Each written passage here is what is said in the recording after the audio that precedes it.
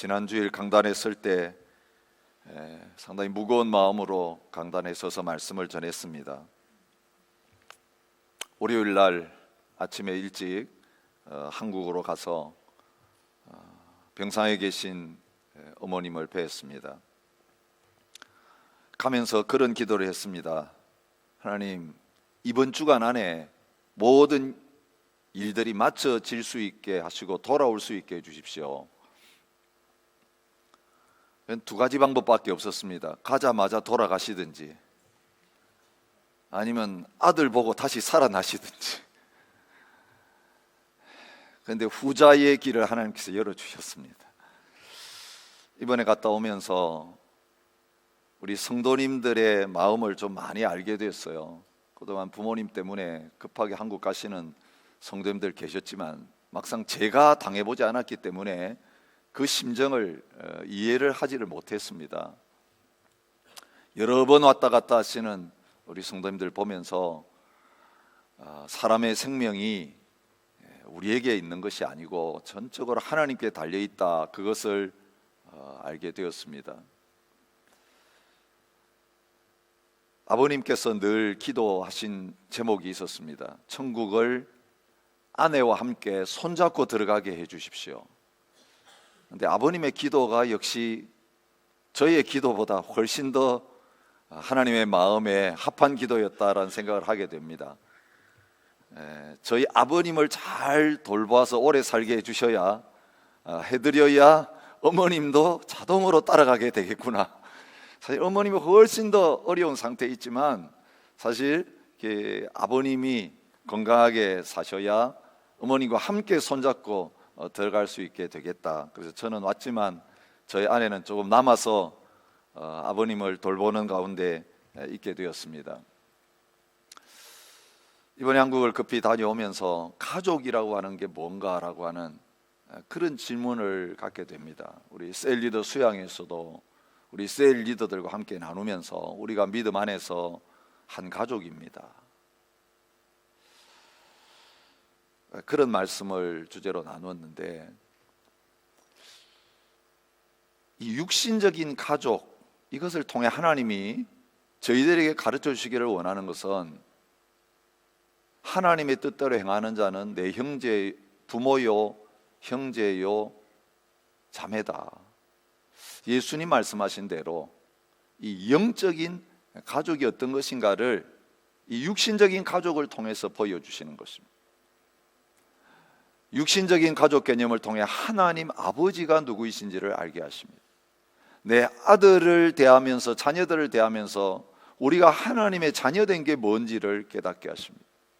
결혼해서 부부가 되어 살면서 우리가 예수 그리스도의 신부가 되었다는 것이 무엇이고 하나님이 우리 남편이시라는 것이 무엇인지를 가족을 통해서 깨닫게 되는 것을 보게 됩니다. 오늘 우리에게 빌립보서를 주셨습니다. 우리 한 주간 동안 또 다음 주일까지 빌립보서를 묵상하게 하시는데, 빌립보서는 감옥에 갇혀 있는 바울이 빌립보 교회를 향하여 쓴 편지입니다.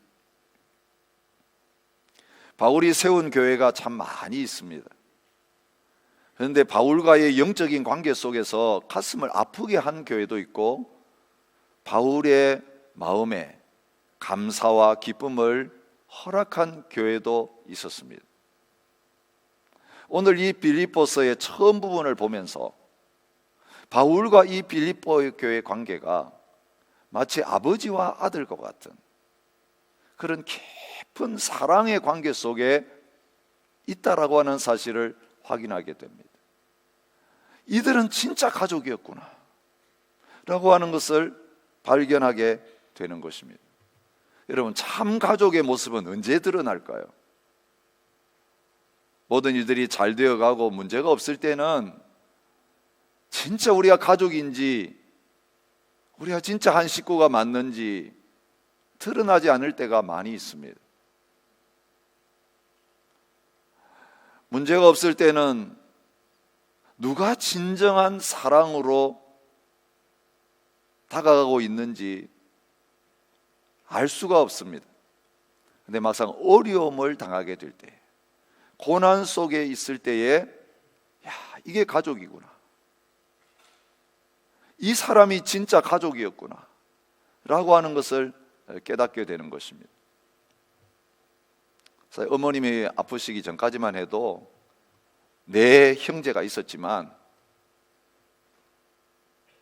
사실은 다 떨어져 있다 보니까 사실 아들만 내신 집안은 너무 썰렁합니다. 딸이 하나도 없기 때문에.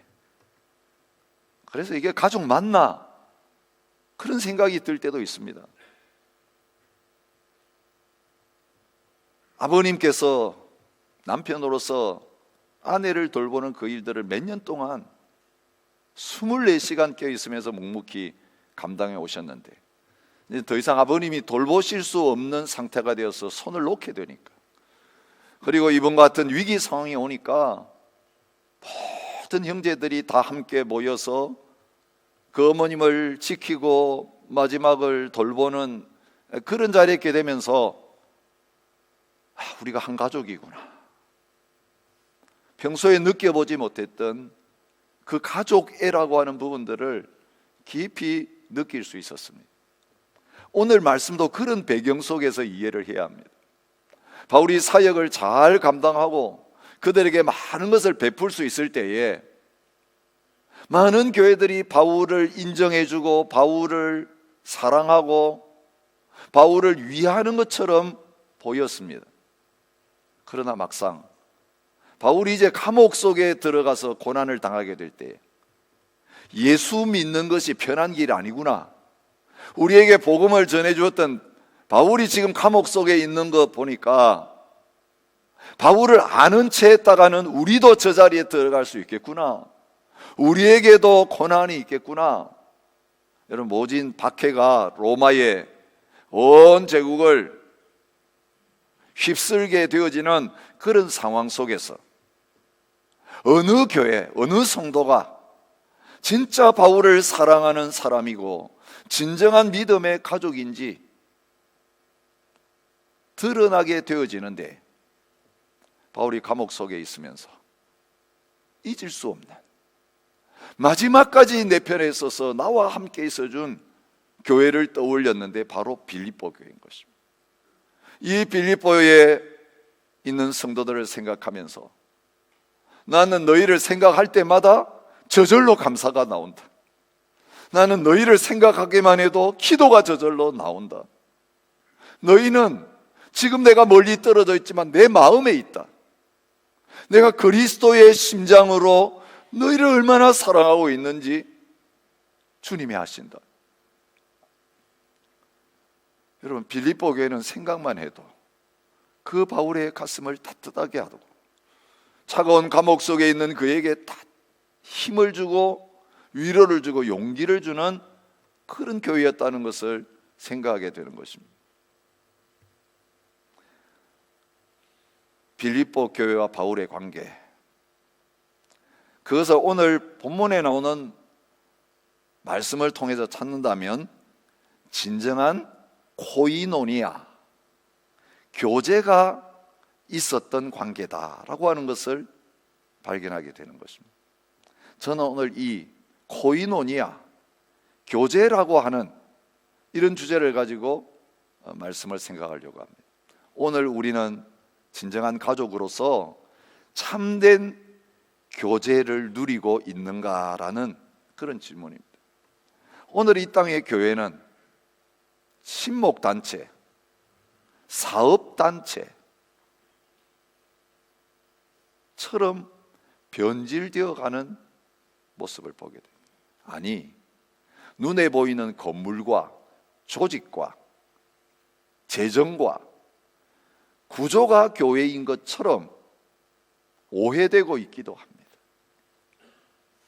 여러분, 건물도 없고 조직도 없고 사람의 숫자도 없고 재정도 없고 초대교회처럼 다 뿔뿔이 흩어져 가지고 이제는 함께 모이지 못해도 교회를 교회답게 하는 것이 무엇인가? 그런 질문을 해보게 되는 것입니다. 지금 오늘 이 빌립보서를 쓸 때 그런 상황이에요. 자유롭게 모여서 교제를 나눌 수도 없어요. 친교를 나눌 수도 없습니다. 무슨 사업을 크게 벌일 수도 없는 상황입니다. 근데 마지막에 남는 게 무엇이겠습니까? 성도의 교제라는 것입니다. 어떤 원수 마귀 사탄도 와서 갈라놓을 수 없는, 흐트러뜨릴 수 없는, 고난 속에 오히려 더 하나 되고 더 깊어지고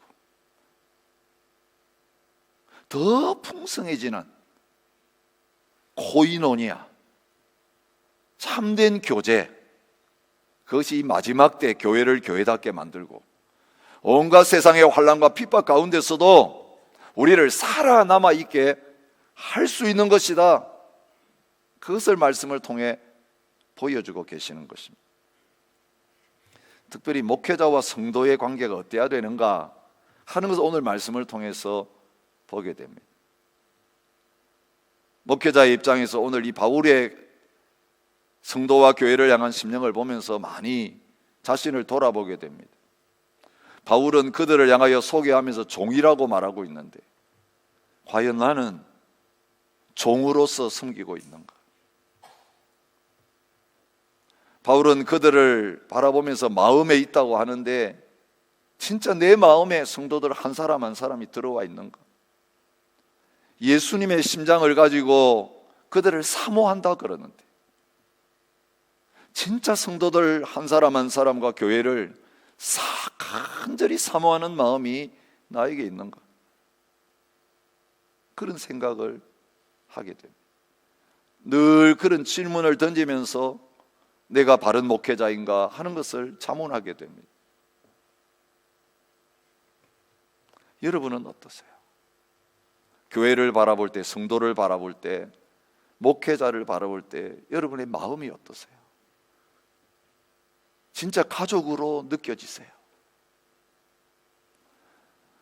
오늘 이 땅의 교회 현실은 전혀 그렇지 못한 것을 너무 피부로 많이 느끼고 있습니다. 목회자와 성도의 거리는 어때야 될까요? 어느 정도 거리를 두고 가까이 하는 것이 적절한 것일까요? 오늘 목회학 시간에 가르치시는 교수님들이나 혹은 오래 목회를 잘 하시고 마친 선배 목사님들이나 할 것 없이 후배들을 향하여서, 제자들을 향하여서 목회자와 성도들 사이에 거리가 어때야 되는가라고 하는 그 질문에 대해서 공통적으로 이런 말씀을 하시는 것을 너무 자주 보고 듣게 되는 거예요. 그게 뭔지 아세요? 불가근, 불가원. 가까이 해서도 안 되고 너무 멀리 해서도 안 된다. 이게 정답이에요. 성도를 가까이 하면 화상을 입고 멀리 하면 동상에 걸린다. 그러면 어떤 거리를 유지해야 된다는 거예요. 너무 가까이 하지도 말고 너무 멀리 하지도 마라. 이건 너무 어려운 일이에요. 교회 생활을 좀 오래 하신 분들 이런 이야기를 합니다. 교회를 너무 깊이 알려고 하지 말라. 깊이 알면 알수록 시험 받고 신앙생활이 어려워진다. 이민교회를 목회하는 사람들을 향해서 또 이민교회 섬기는 사람들을 향해서 이런 말을 합니다. 교회 안에서 누가 누구를 만나든지 상대방에 대해서 너무 많은 것을 알려고 하지 말라. 그 너무 많이 알면 다친다. 그런 얘기예요. 중국에서 사역하시는 선교사님들 가운데서 제가 들은 내용이에요. 사역자들 선생님이라 그러잖아요. 선생님들을 만나면 성함이 누구신지, 어디에서 무슨 사역을 하는지 알려고 하지 말고 묻지 마라.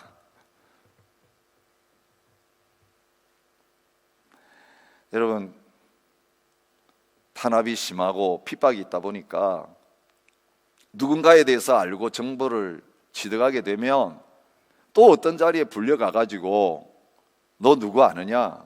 그 사람 뭐 하는 사람이냐 이렇게 신문을 당할 때에 내가 그 사람에 대해서 알고 있으면 그냥 술술 불기가 씌우니까 그렇게 하지 마라, 그런 조언을 한다고 합니다. 과연 이게 성경적입니까?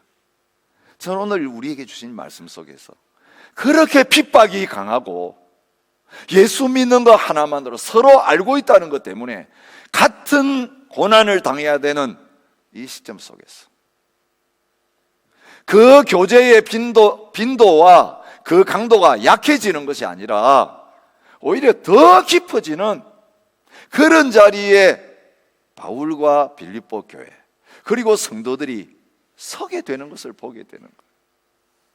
여러분, 사탄은 우리를 점점 멀어지게 만드는 거예요. 사랑이 점점 식어지게 만드는 거예요. 교회 안에서 불법이 일어나고 신뢰관계가 무너지는 온갖 사건들이 터지면 오늘 우리가 이제 더 이상 하나님의 교회와 성도를, 목회자들을 사랑하는 마음들이 멀어지는 거예요. 몇 번 당하고 나면 아예 마음을 주기 싫은 거예요. 여러분, 성도님들에게도 그런 현상이 있는 것, 성도님들에게는 그런 현상이 있는 거예요. 목회자들은 그래요. 동료 목회자들 만나보면 그렇습니다. 누가 처음 와가지고 등록하고 열심을 버리면 이제 우리 교회 잘 되겠구나. 그런데 그렇게 충성하고 열심히 하던 분들이 등에 칼을 꼽고 떠나가는 그거 몇 번 당하고 나면 이제 성도님들이 와도 저 성도는 어떤 성도일까? 그것 때문에 가까이 다가가기가 이제는 싫은, 이제는 목회에 재미가 없어지는, 성도가 양으로 안 보이고 성도가 사랑스러운 존재로 보이지 않는 그 지경까지 가게 된다는 거예요. 여러분, 오늘 본문에서 복음을 위한 일에 참여한다라고 하는 단어가 나오고 너희가 다 나와 함께 은혜에 참여한 자가 되었다 라고 하는 단어가 나오는데, 이 참여라고 하는 단어가 코이노니아라고 하는 원어예요. 그리고 이것이 우리 개역 성경에는 교제라고 하는 단어로 번역이 되어 있어요. 이 코이노니아라고 하는 단어는 무언가를 같이 한다는 뜻을 가지고 있습니다. 모든 것을 공유한다라고 하는 뜻을 가지고 있습니다. 사도행전에서 초대교회 모습을 언급하면서 그들이 서로 교제했다라고 하는 표현이 나올 뿐만 아니라 모든 것을, 물건을 서로 통용하고라고 하는 단어가 나와요. 그죠? 교제는 우리가 생각할 때에 영적인 것이고, 통용한다는 말은 영적인 것이 아니라 물질적인 것이다. 모든 것을 같이 가지는 사이를 가르친다. 그렇게 생각하기가 쉽습니다. 근데 성경에 나오는 코이노니아, 성경에 나오는 교제는 예수 그리스도 안에서 한 피바다 한 몸 이루어서 우리가 이제는 한 가족이 되었다라고 하는 영적인 것만 말하는 게 아니라, 진짜 가족이라면 어려울 때에, 상대방이 힘들 때에 내 가진 것을 팔아서 다 나누어주면서 다시 갚아라고 말하지 아니하고, 우리 가족이잖아. 가족은 이럴 때 있는 거야. 시간만이 아니라 물질까지도 내 것이라고 생각하지 않고 다 나눌 수 있는 관계인 것을 말씀을 통해서 보여줍니다. 근데 교제라는 단어나 통용한다는 단어나 똑같은 코이노니아인 거예요. 성경에서 코이노니아라는 단어가 크게 네 가지로 번역이 되고 있습니다.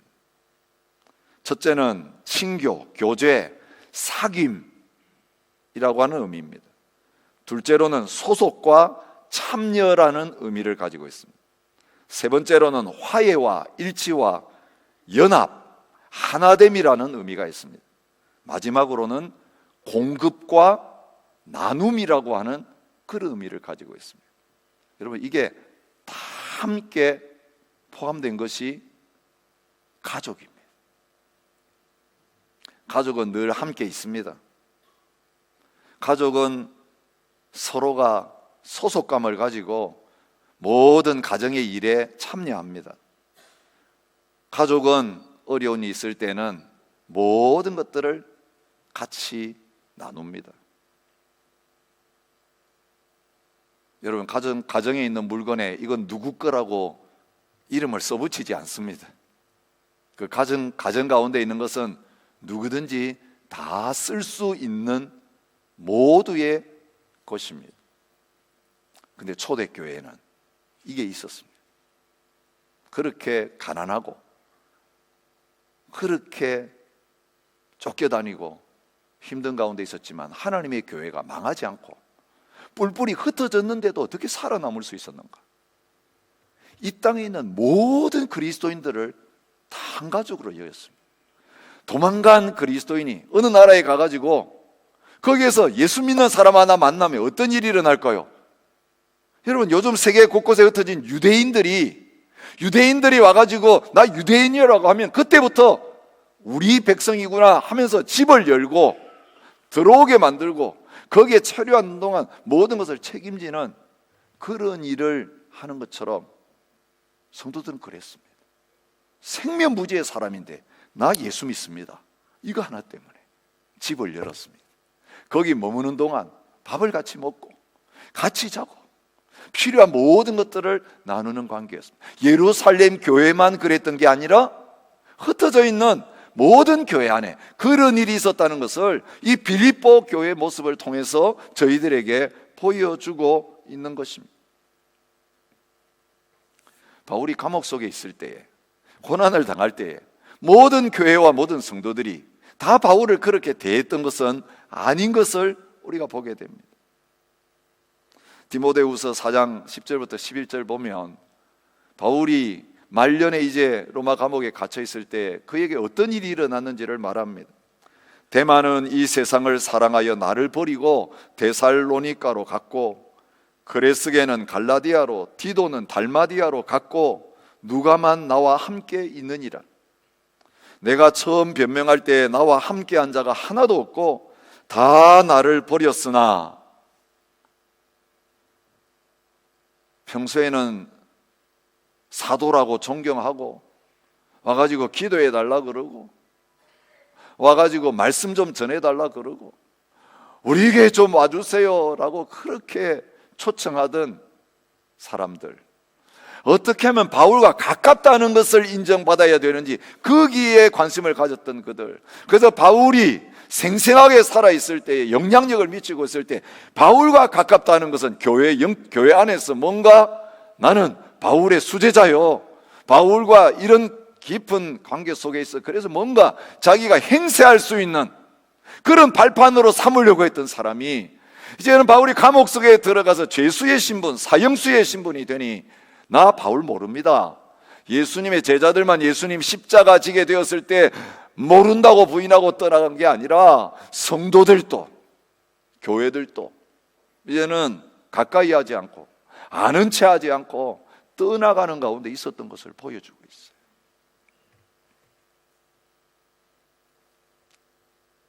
그런데 빌립보 교회는 처음부터 마지막까지 그 복음을 위한 그 일에 떠나지 아니하고 참여했다. 5절이 그렇게 말합니다. 첫날부터 이제까지. 사실 빌립보 교회는 바울이 마게도니아 지역 가서 세운 첫 번째 교회잖아요. 우리가 사도행전에서 16장에서 볼 수 있는 대로 처음 가서 세운 교회 가운데 바울이 어떻게 그 교회를 떠나게 되었습니까?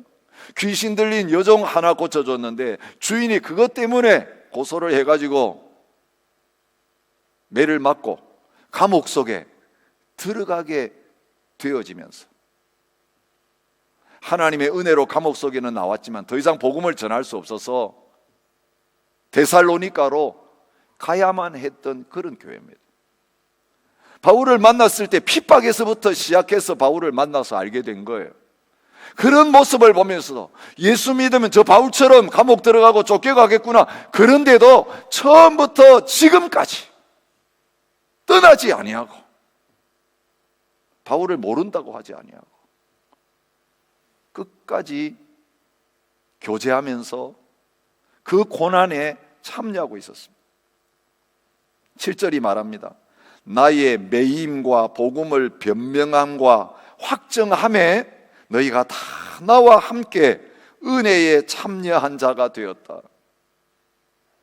내 혼자만이 고난을 당하고 있는 게 아니라 너희들이 나와 하나 되어 있기 때문에 내가 복음을 변명하고 복음을 위해 매이고 복음을 위해서 이렇게 힘든 가운데 있는 것 너희들도 같이 당하고 있다. 그렇게 말하고 있어요.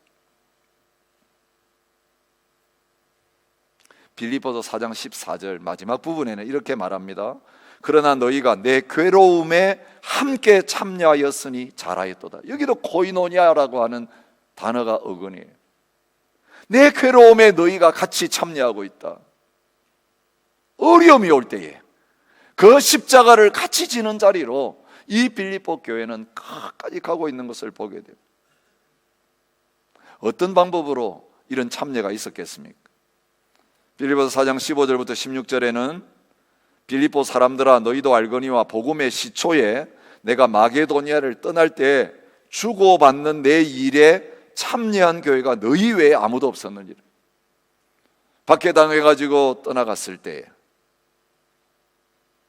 바울은 먹고 사는 것도 어려울 정도가 되었습니다. 물질적인 도움이 절실하게 필요했습니다. 근데 다른 교회 기도해 주겠습니다, 사랑합니다 말만 해놓고 진짜 선교비가 필요하고 생활비가 필요한 바울을 모른 채 했습니다. 그런데 복음을 처음 전하는 그 시점에서 주고받는 일에 참여한 교회, 주고받는 교제를 한 교회는 너희밖에 없다라고 바울이 말하고 있는 거예요. 데살로니가 있을 때도 한 번뿐 아니라 2번이나 나에 쓸 것을 보내었다라고 말합니다. 고린도서 11장 9절에 보면 내가 너희와 함께 있을 때 비용이 부족하였으되 아무에게도 누를 끼치지 아니하였음은 마게도냐에서 온 형제들이 나의 부족한 것을 보충하였기 때문이라고 말합니다. 여러분, 고린도 교회 가서는 바울이 그들에게 뭔가 내놓으라고 말하지를 않았습니다. 그들의 영적 상태가 그런 상태가 아니었습니다. 만약 물질적인 이야기 조금만 하면 사꾼이라고 비난하고 가짜 사도라고 공격하는 상황이었기 때문에 힘들고 어렵지만 그들에게는 일절 도움을 받지 아니하고 힘써 수고하고 노동하면서 일해야만 했어요. 그런데 그런 상황 속에서 그의 부족한 것을 누가 보충했느냐? 바로 이 마게도니아에서 이 빌립보 교회 성도들이 그 바울의 모든 사역을 책임진 것을 보여주고 있습니다. 바울이 감옥 속에 있을 때도 이 일은 계속됩니다. 에바브로디도 편에 너희가 준 것을 받음으로 내가 풍족하니 이는 받으실 만한 향기로운 제물이요 하나님을 기쁘시게 한 것이라. 빌립보 4장 18절에서 그 에바브로디도를 멀리 보내가지고 바울의 옥바라지를 하고 있는 거예요. 이 에바브로디도가 병이 들어가지고 이제는 돌려보내야 될 가운데 있을 정도로 빌립보 교회 성도들은 바울을 모른 채 하지 않았다는 것입니다.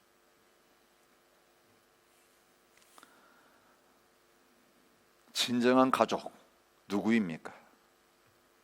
죽음의 자리를 지켜줄 수 있는 사람입니다. 끝까지 곁에 남아있는 사람입니다. 3일 동안 어머니 곁에 머물면서 또 마지막 날은 떠나오기 전에 밤을 새워서 어머니 곁에 있어 보면서 임종을 지킨다라고 하는 거 누군지 알아보지도 사실은 못하시죠. 대화를 나눌 수도 없는 상태에 계시죠. 그럼에도 불구하고 그 마지막 힘들고 어려운 순간에 그 곁에 떠나지 않고 있는 것이 얼마나 소중한 일이 될 수 있는가라고 하는 것을 몸소 느껴보았습니다. 사실 아버님이 그 자리를 감당해 오셨죠. 나이 들면 자식들 소용없어, 부부밖에 없어. 사실 그게 맞는 말이에요. 사실은 아무 피가 섞이지 않는 관계가 부부잖아요. 근데 어느 때에 가장 필요하고 절실한가? 이제 서로 힘이 되어줄 수 없고 도와줄 수 없는 그 상황. 그래도 마지막까지 남는 사람이 누구냐? 아내고 남편밖에 없다. 아버님이 그걸 감당할 수 없기 때문에 우리에게 그래도 기회가 주어져서 그 자리를 지키면서 가족이라고 하는 것이 어떤 의미가 있는가를 생각합니다. 그래도 가족들이 올 때마다 알아보세요. 얼굴이 환해져요. 여러분, 모르는 사람이 와서 이야기를 하면 경계를 하는데 그래도 듣던 목소리, 그 익숙한 얼굴 앞에는 정신이 없어진 가운데서도 눈이 번쩍 뜨여지고 얼굴이 환해지는 그 모습을 보면서 마지막까지 사랑하는 사람이 옆에서 있어주는 것이 얼마나 큰 복이라고 하는 걸 깨닫습니다. 여러분, 힘들고 어렵지만 이곳에서 부모님을 모시는 분들이 저는 부러워요. 가까이서 부모님을 모시고 있다는 것이 마지막 힘들고 어려운 순간에 바로 달려갈 수 있잖아요. 달려갔지만 이미 임종을 놓쳐버린 가운데서 아픔 가운데 장례를 치르고 오시는 우리 성도님들 심정을 생각하며 늘 부를 때 달려갈 수 있는 그 자리에 있다는 것이 얼마나 복인지 모르겠습니다. 이번에 한국을 방문해 보니까 호주에서 살아간다는 것이 얼마나 복된 것인가를 깨닫게 됩니다. 병원이나 여행원이나 왕노도 하고 얼마나 최선을 다하여서 그 힘들고 어려운 상황을 지켜주시는지. 사실은 가족의 도움 별로 필요 없이도 그들이 잘 감당하고 있습니다. 한국 가보니까 간병인이 없으면 이제 가족들 그 역할들을 제대로 다 감당할 수 없을 정도로 여러 가지 시스템이 바르게 갖춰져 있지 않은 것을 보게 됩니다. 대부분의 어르신들은 간병인이 마지막 그 병상을 지키는 자인 경우가 많은 것을 보게 됩니다. 가족이 있음에도 불구하고.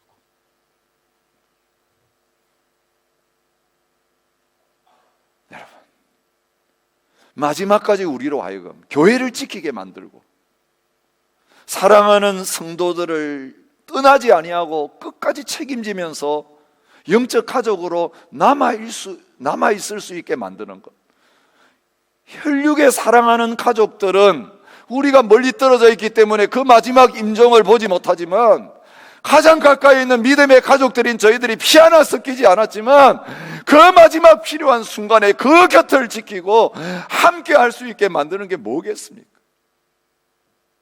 예수 그리스도의 복음, 예수 그리스도의 은혜, 예수 그리스도의 십자가 사랑인 것을 오늘 성경은 말해주고 있습니다. 하나님 우리 아버지와 주 예수 그리스도로부터 은혜와 평강이 너희에게 있을지어다. 그들의 교제는 복음 안에서의 교제였고 은혜 안에서의 교제였고 그 은혜와 복음의 근원은 무엇입니까? 우리는 아무 받을 자격이 없는데 끝까지 우리를 떠나지 아니하시고 우리와 함께 해주시는 아버지 하나님의 사랑, 성령님의 내주하심, 예수 그리스도의 은혜만이 오늘 우리로 하여금 이제는 전혀 피가 섞이지 않은 사람들을 향하여 형제라고 부르고 자매라고 부르고 어머니라고 부르고 아버지라고 부르고 내 아들아 내 딸이라고 부를 수 있는 이 영적인 코이노니아를 가능하게 해주고 있는 것을 보여주고 있습니다. 여러분, 우리가 축도를 할 때마다 하나님의 사랑과 예수 그리스도의 은혜와 성령의 교통하심이 너희와 함께 있기를 원한다, 그렇게 말합니다. 여러분, 이게 우리가 붙잡아야 될 영적인 원리인 것입니다. 하나님의 사랑이 우리를 가족되게 만들었습니다. 예수님의 은혜가 우리를 가족되게 만들었습니다. 성령의 교통하심이 가족으로서의 교제를 가능케 하시는 거예요. 여러분, 이 성령의 교통하심, 이 교통이라는 단어가 뭡니까? 원어는 교제입니다. 코이노니아입니다. 다른 게 아닙니다. 여러분, 성도를 성도답게 하고 교회를 교회답게 하는 것은 성령님이 함께 하시면서 하나님의 사랑을 깨닫고 십자가의 은혜를 깨닫게 하심으로 말미암아 이제는 믿음을 갖게 하실 때 이루어지는 성령 안에서의 교통인 것입니다. 여러분, 오늘 이민생활 얼마나 힘들고 어렵습니까? 힘들고 어려울 때마다 필요한 게 곁에 서 있어 줄 사람입니다. 나를 붙잡아 줄 사람입니다. 저와 여러분이 힘들고 어려울 때 생각나는 사람이 될 수 있기를 원합니다. 그 곁을 마지막까지 지켜줄 수 있는 진정한 교제의 파트너가 될 수 있기를 주님의 이름으로 축복합니다. 주님이 우리와 함께 하셨습니다. 우리를 포기하지 아니하시고 버리지 아니하십니다. 그게 우리를 마지막까지, 우리를 때때로는 힘들게 하기도 하고 어렵게 하기도 한 우리의 믿음의 식구들이지만, 그래도 그 형제와 그 자매가 힘든 가운데 있을 때 나도 그렇게 그 사람이 나에게 해준 것처럼 떠날 수 있고 버릴 수 있지만, 주님이 원수 같은 나를 끝까지 버리지 아니하고 사랑해 주신 것 생각하며,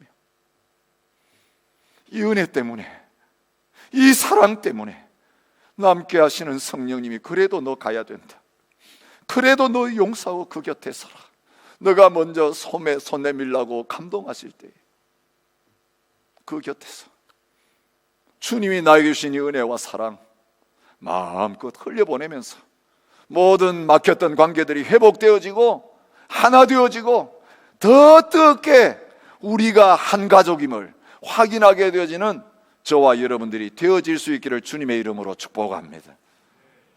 우리 함께 자리에 일어나셔서 주님이 우리에게 부신 이 사랑 이제 나의 가족들에게 흘려보내기를 원합니다. 주님, 한 피바다 한 몸 이룬 이 영적인 가족들을 그렇게 사랑하고 섬기며 교제하는 자리에 서게 하여 주옵소서. 이 새로운 은혜를 구하고 결단하는 마음으로 하나님 앞에 찬양하며 나가도록 하겠습니다.